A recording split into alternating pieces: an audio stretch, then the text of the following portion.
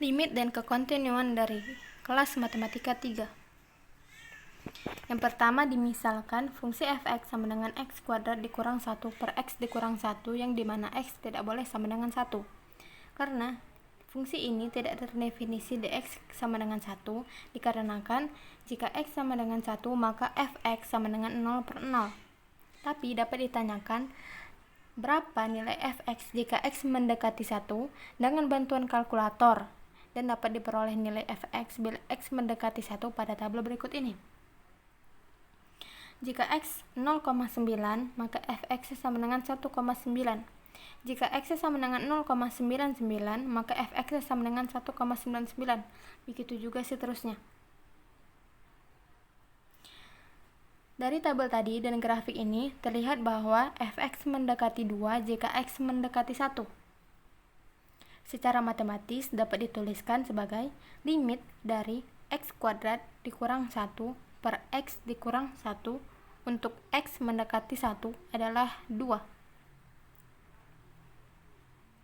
Agustin Loucheux dari tahun 1789 sampai 1857 memberikan definisi limit yang digunakan sampai sekarang, yaitu jika x dekat tetapi berlainan dengan c atau konstanta, maka fx dekat dengan L. Sebagai contoh, menghitung limit secara langsung, yaitu limit 3x dikurang 5, x mendekati 1. Seperti tadi menghitung secara langsung, berarti nilai x sama dengan 1 dimasukkan ke persamaan 3x dikurang 5, maka hasilnya menjadi minus 2. Yang kedua, limit 2x kurang 2 per x ditambah 2, x mendekati 2. Seperti tadi dimasukkan langsung, jadi 4x dikurang, 4 dikurang 2 per 2 ditambah 2 menjadi 2 per 4. Disederhanakan menjadi 1 per 2. Faktorisasi. Limit 2x kuadrat dikurang 3x dikurang 2 per x dikurang 2, x mendekati 2. 2x kuadrat dikurang 3x dikurang 2 difaktorkan menjadi 2x dikurang 1, x dikurang 2 per x dikurang 2. X dikurang 2 dicoret menjadi 2x dikurang 1, maka limit 2x dikurang 1, x mendekati 2. Sama seperti menghitung secara langsung tadi, x-nya langsung dimasukkan ke persamaan. Jadi 2 dikali 2 sama dengan 4 dikurang 1 sama dengan 5.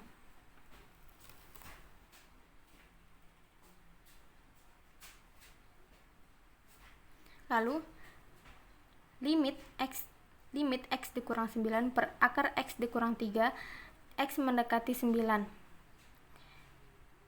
Akar x dikurang 3 dirasionalkan karena penyebut tidak boleh sama dengan nilainya berakar. Jadi dirasionalkan menjadi x dikurang 9 akar x tambah 3 per x dikurang 9, x mendekati 9.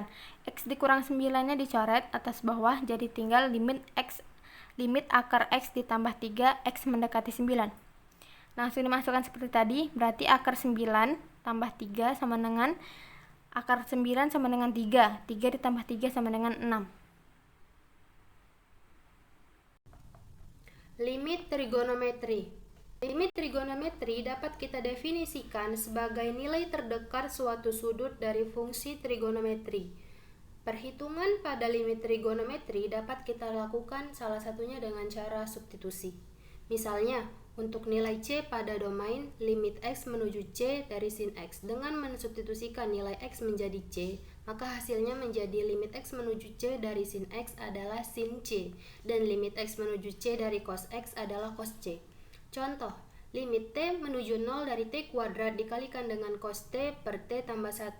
Kita dapat melakukannya dengan menggunakan cara substitusi, yaitu di mana t kuadrat dikalikan cos t per t tambah 1 tadi adalah bentuk perkalian, kita ubah lagi menjadi limit t menuju 0 dari t kuadrat per t tambah 1 dikalikan cos t per 1.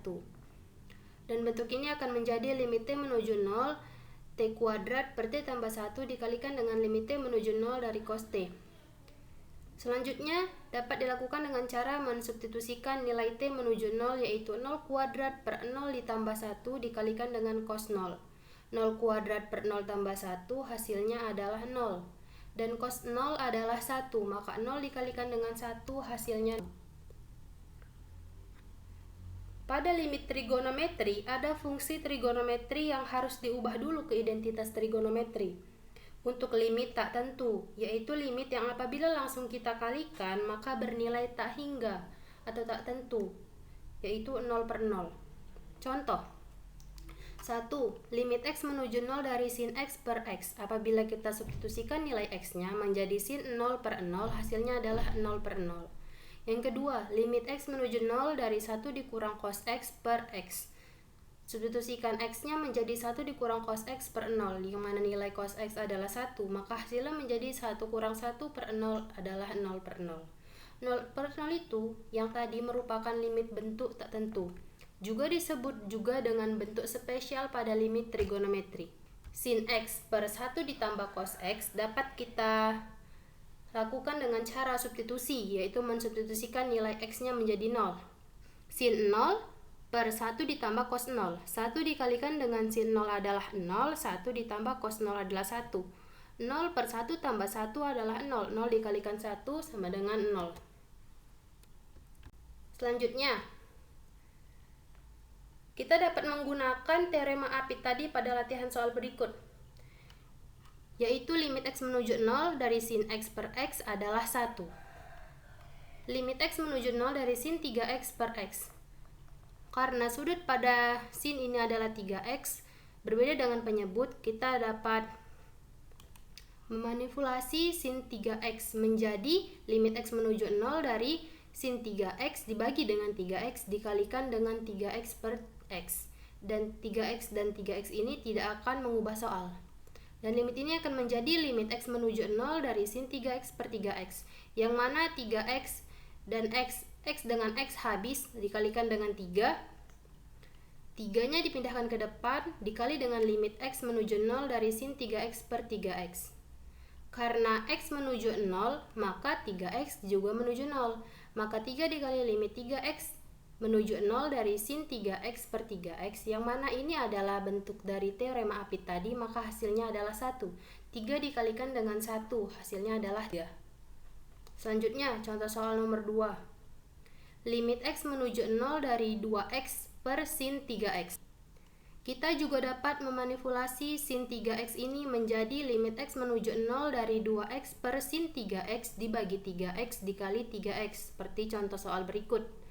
Maka akan menjadi limit 3x menuju 0 dari 2x per sin 3x per 3x dikalikan 3x. Yang mana 2x dan 3x, x-nya sama-sama habis, maka menjadi 2 per 1 dikali 1 ini dapat dari teorema Apit tadi, limit 3x menuju 0 dari sin 3x per 3x adalah 1 dikalikan dengan 3, maka hasilnya adalah 2 per 3. Nah, sekarang limit di tak hingga. Ada dua definisi, yaitu definisi limit ketika x menuju tak hingga dan definisi limit ketika x menuju negatif tak hingga. Nah, akan lebih mudahnya definisi-definisi tersebut kita pahami melalui contoh-contoh berikut. Misal nih, kita mempunyai fungsi fx 1 per x. Nah, kita akan cari limit fx untuk x menuju tak hingga. Dan x menuju tak hingga itu ada di sekitar sini nantinya. Dan untuk nilai fx-nya itu akan mendekati nilai 0, maka nanti akan ke ujung grafik. Jika diteruskan, pasti nanti akan mendekati nilai 0. Maka limit fx untuk x menuju tak hingga sama dengan 0. Sekarang kita punya fungsi fx sama dengan 1 per x kuadrat tambah 1. Kita akan cari limit fx sama dengan 0 untuk x menuju positif tak hingga. Nah, di sini mungkin nanti ini gambarnya jika kita perbesar lagi, itu akan kelihatan jaraknya. Lama-kelamaan, x tak hingganya akan di sebelah sini, sekitar sini, dan untuk fx-nya nanti akan mendekati nilai 0. Mungkin dilanjuti atau diperbesar lagi nanti akan kelihatan bahwa semakin jauh nilai x-nya itu, maka akan semakin mendekati nilai 0.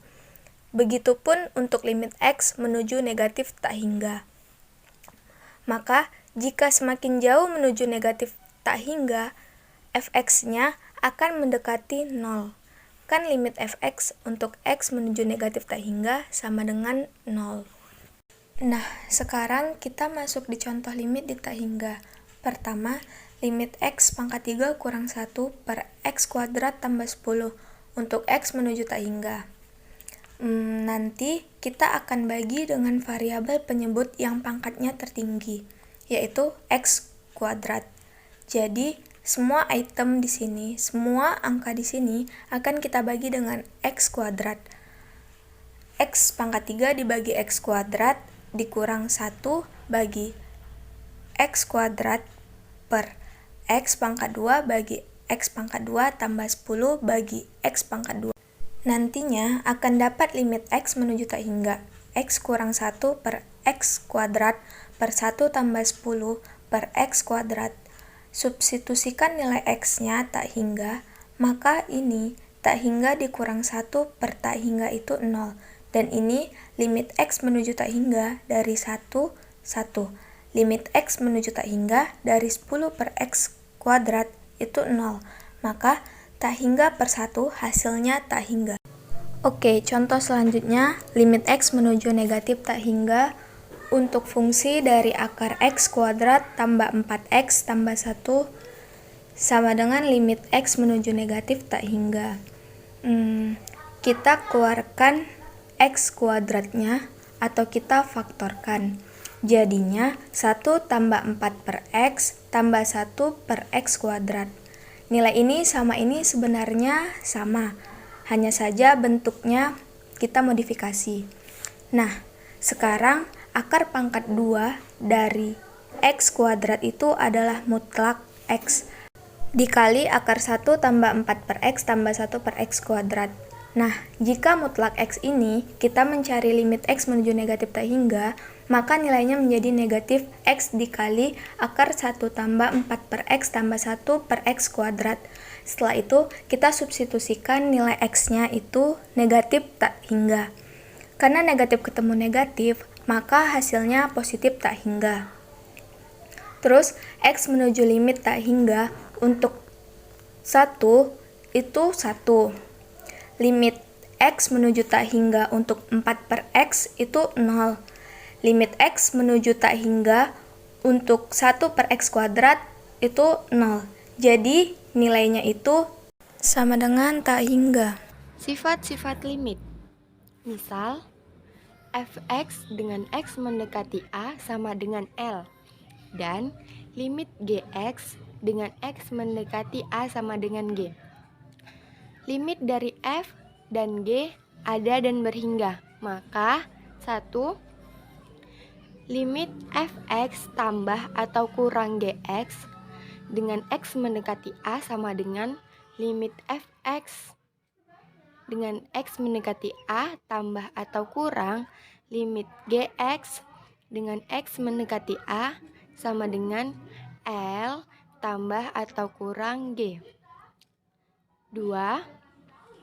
Limit fx tambah atau kurang gx dengan x mendekati a sama dengan limit fx dengan x mendekati a, limit gx dengan x mendekati a sama dengan lg. 3. Limit fx per gx dengan x mendekati a sama dengan limit fx dengan x mendekati a per limit gx dengan x mendekati a sama dengan L per g bila g tidak sama dengan 0.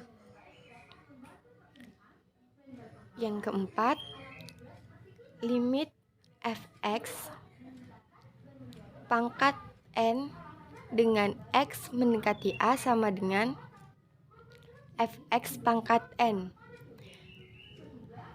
N bilangan bulat positif.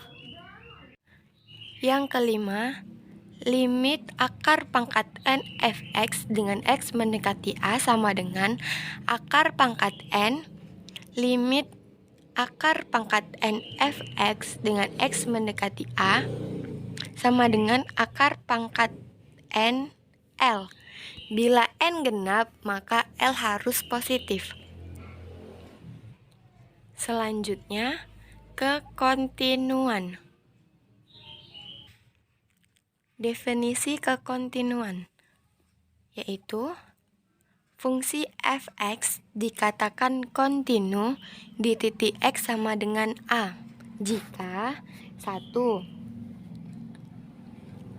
fa ada, 2. limit fx ada dengan x mendekati a. Artinya, limit fx dengan x mendekati a ditambah sama dengan limit fx dengan x mendekati a dikurang. Yang ketiga, limit fx dengan x mendekati a sama dengan fa. Catatan, jika salah satu syarat di atas tidak terpenuhi, maka dikatakan bahwa f tidak kontinu di x sama dengan a. Limit kanan dan limit kiri. Jika x menuju c dari arah kiri atau dari arah bilangan yang lebih kecil dari c, maka disebut dengan limit kiri. Notasinya adalah limit fx ketika x menuju c negatif, yang mana c negatif di sini menandakan bahwa c dari arah kiri. Namun, jika x menuju c dari arah kanan atau dari arah bilangan yang lebih besar dari c, maka disebut dengan limit kanan. Notasinya adalah limit fx ketika x menuju c plus, yang mana c plus di sini menandakan bahwa c dari arah kanan. Limit kanan dan limit kiri memiliki hubungan yang sangat erat dengan limit itu sendiri. Jadi ketika limit fx ketika x menuju c sama dengan L, jika dan hanya jika limit fx ketika x menuju c dari kiri sama dengan L, dan limit fx ketika x menuju c dari kanan sama dengan L, maka dapat disimpulkan bahwa jika setiap limit kanan sama dengan limit kiri, maka limitnya ada. Namun jika limit fx ketika x menuju c dari kiri tidak sama dengan limit fx ketika x menuju c dari kanan, maka limit fx ketika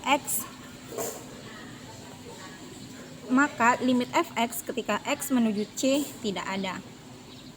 Contoh soal sebagai berikut. Yang pertama, mencari limit fx ketika x menuju 0. Yang pertama dicari adalah limit kiri. Limit fx ketika x menuju 0 dari kiri, maka fungsi yang sesuai dengan fx adalah x kuadrat. Jadinya limit x kuadrat ketika x menuju 0 dari kiri maka sama dengan 0. Dan limit fx ketika x menuju 0 dari kanan, maka fungsi yang sesuai adalah x. Jadi limit x ketika x menuju 0 adalah 0. Yang kedua, mencari limit fx ketika x menuju 1. Yang pertama dicari limit fx ketika x menuju 1 dari kiri. Fungsi yang sesuai adalah x. Jadi limit x ketika x menuju 1 dari kiri sama dengan 1. Dan mencari limit kanannya. Limit fx ketika x menuju 1 dari kanan, fungsi yang sesuai adalah 2 tambah x kuadrat. Jadi limit 2 tambah x kuadrat ketika x menuju 1 dari kanan, maka hasilnya 2 tambah 1 kuadrat, yaitu 3. Yang ketiga, mencari limit fx ketika x menuju 2. Fungsi yang sesuai adalah 2 tambah x kuadrat. Karena tidak berubah, maka tinggal kita substitusikan saja. Menjadi limit 2 tambah x kuadrat ketika x menuju 2 sama dengan 2 tambah 2 kuadrat, yaitu 6. Kemudian sifat-sifat limit. Misalkan limit fx ketika x menuju a sama dengan L dan limit gx ketika x menuju a sama dengan G. Limit dari f dan g ada dan berhingga, maka memiliki sifat sebagai berikut, yaitu 1. Limit fx plus minus gx ketika x menuju a sama dengan limit fx ketika x menuju a plus minus limit gx ketika x menuju a sama dengan L plus minus g. Yang kedua, limit fx kali gx ketika x menuju a sama dengan limit fx ketika x menuju a kali dengan limit gx ketika x menuju a sama dengan L kali G. Yang ketiga, limit fx per gx ketika x menuju a sama dengan limit fx ketika x menuju a per limit gx per limit gx ketika x menuju a sama dengan L per G. Hanya berlaku jika g-nya tidak sama dengan 0. Yang keempat, limit fx pangkat n ketika x menuju a sama dengan fx pangkat n. N-nya haruslah bilangan bulat positif. Yang kelima, limit akar pangkat n fx ketika x menuju a sama dengan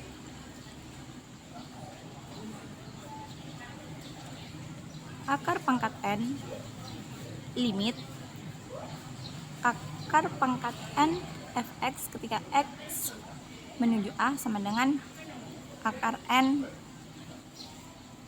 dari L. Bila n genap, maka L haruslah positif.